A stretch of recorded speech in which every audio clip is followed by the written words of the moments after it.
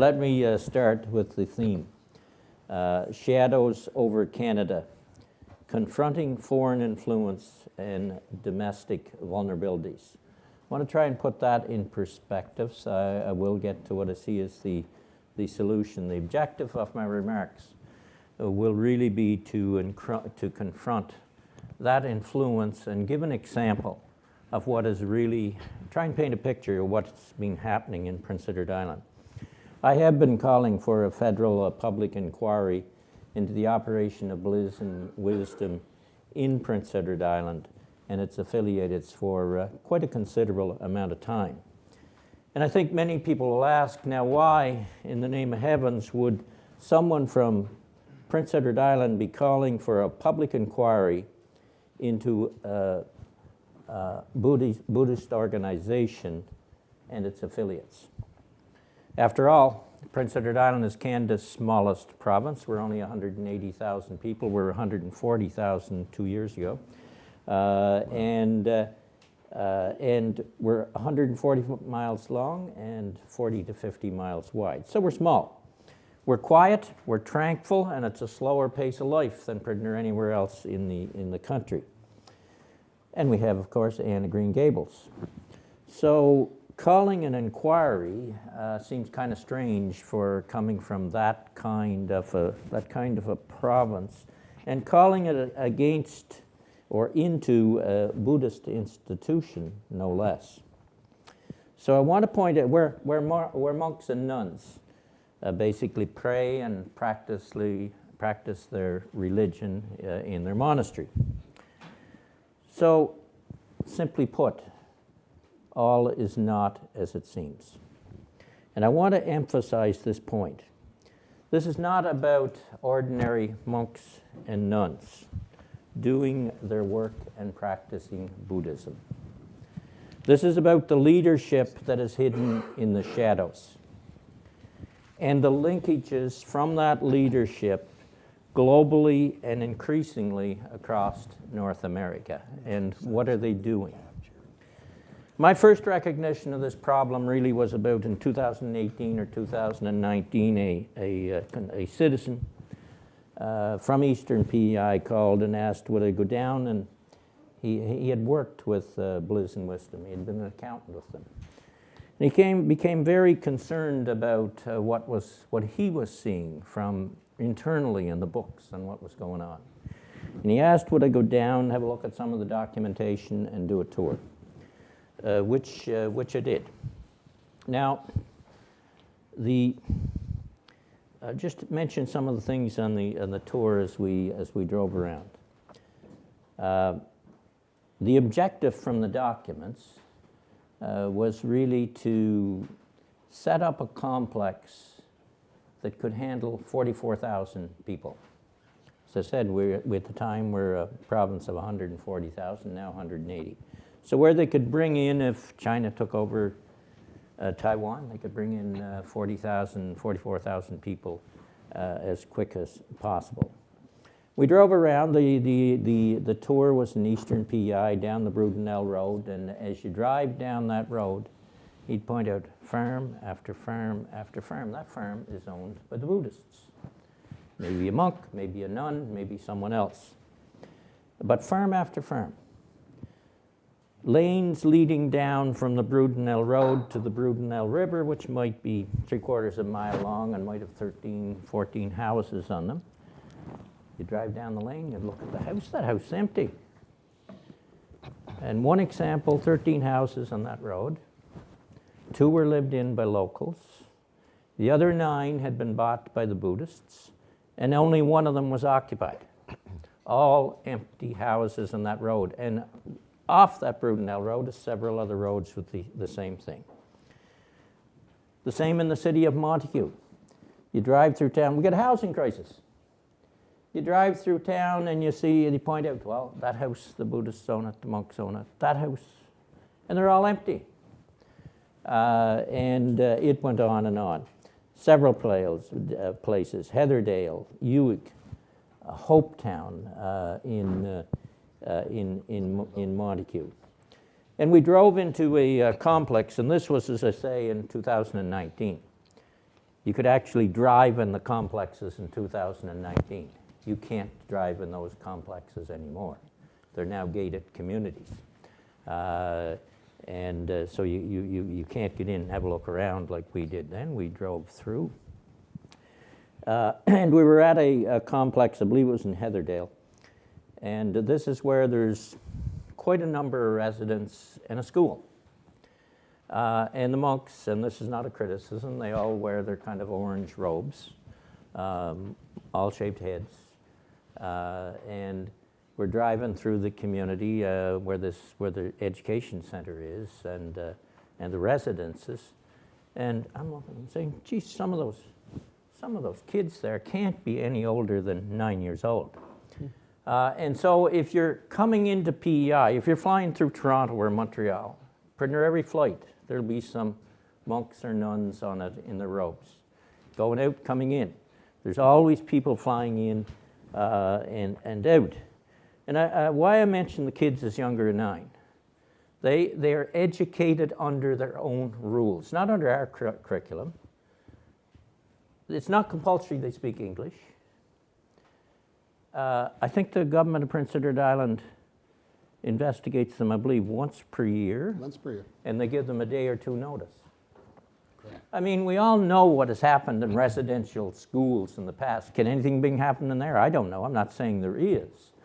But they're operating under rules in our province and not even learning our language, not learning our history. There's something seriously wrong with that.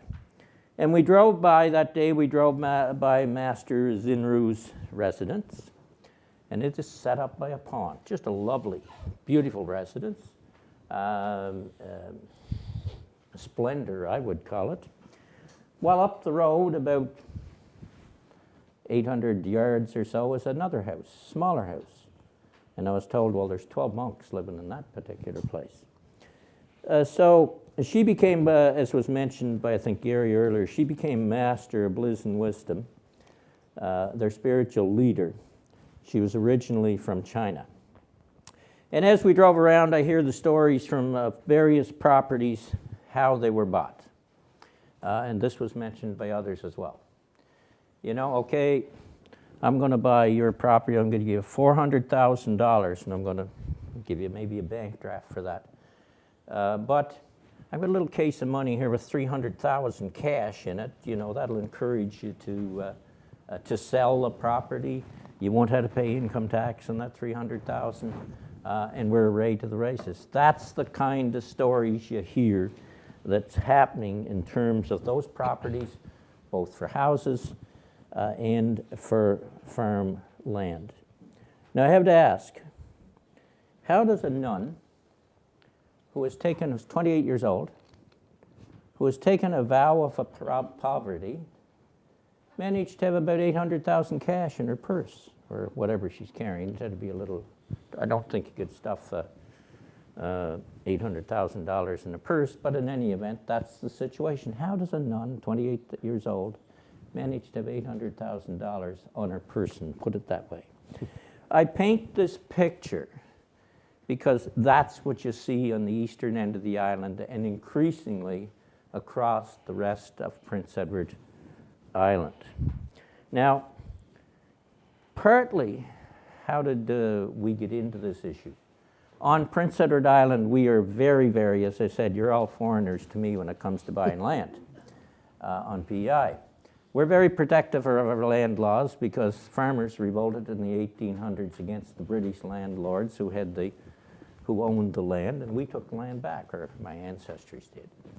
And so we're very protective of those land laws, and there's a limit, $1,000 acres per individual, 3,000 acres for a corporation and its affiliates. Now, when you drive, as I said, as you drive around, and you're driving down this road, there's thousands of acres. It's estimated to be 17,000 that is connected with these various affiliates of the Buddhist institutions. So what's going on here? As I mentioned in my answer to the question, IRAC, which is the PEI Regulatory Appeals Commission.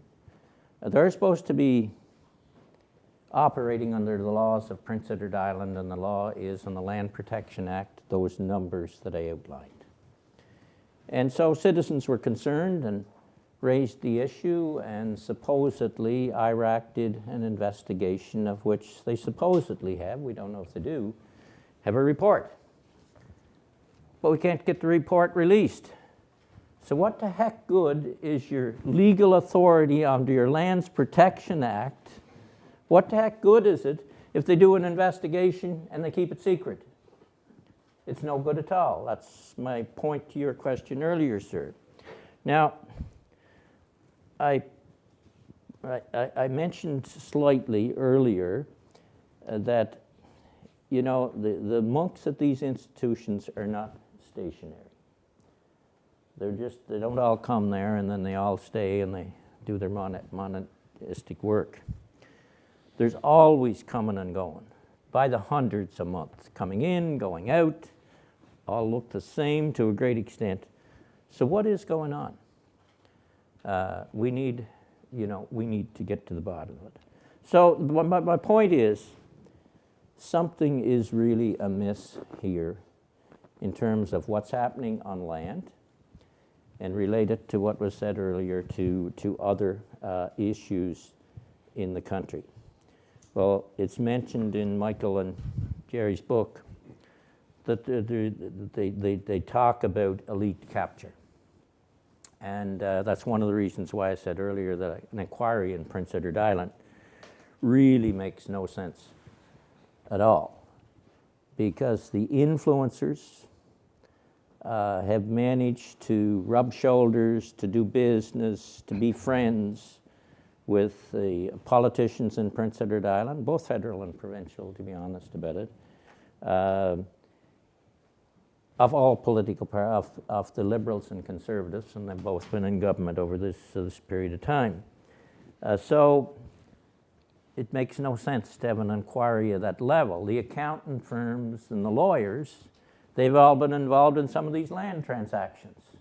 So there's no sense going to them from a Prince Edward Island perspective.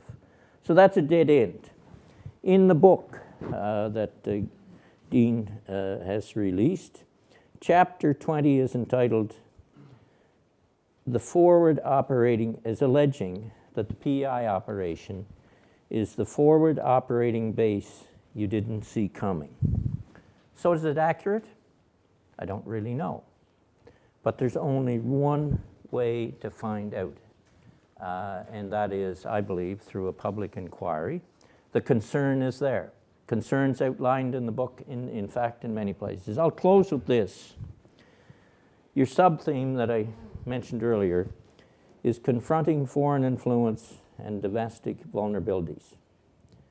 You know, there's already endless reports, and the senator will know this as well. There's endless reports to warn governments of our vulnerabilities here and what is happening. The problem is, this is one. This is a report that Ken Hardy chaired. It's a threat to Canadian sovereignty, national security dimensions of the Canada People's Republic of China relationships, an interim report. And it was prepared and done.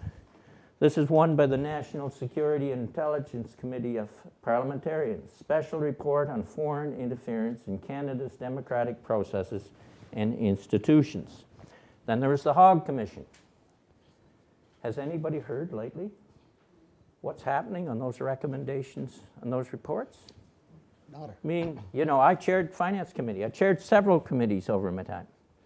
Part of the problem, this good work in both the Senate and the House of Commons done by members will end up going somewhere and sits on a shelf and gathers dust instead of being acted upon.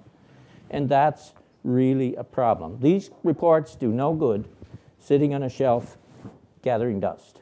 And I'd close this way. Canada has to stop being the Boy Scouts of the world, and we have to stop now. Each report has a message. These reports I mentioned, there's a message in them that there's something seriously wrong in terms of geopolitics and the influence of China in this country done in many, many ways. And Optimum Press has a message in their book along the same lines. There's serious things happening, and governments have to act. We know there's a problem. The key to solving a problem is recognizing you've got one and acting on it. These reports in the book outline the problem. Now it's time to act. Islanders, my fellow islanders want to know, are our land laws in the province being violated? Canadians want to know if foreign influence is being staged in Prince Edward Island by a Buddhist organization, by the leadership, put it that way, by the leadership in a Buddhist organization, and having an impact in Canada and spreading elsewhere around North America. I personally believe, and I've said it earlier, that the only way really we have the land laws in place. They're not been enforced. I think the only solution right at the moment is for governments to act and for the federal government to establish a federal public inquiry with all the powers necessary to subpoena witnesses, subpoena documents, trace bank accounts, follow the money, as Gary said earlier. I believe that's the only solution in terms of getting to the bottom of what is happening in Prince Edward Island and its impact on the rest of Canada. Thank you very much. Thank you, Wayne.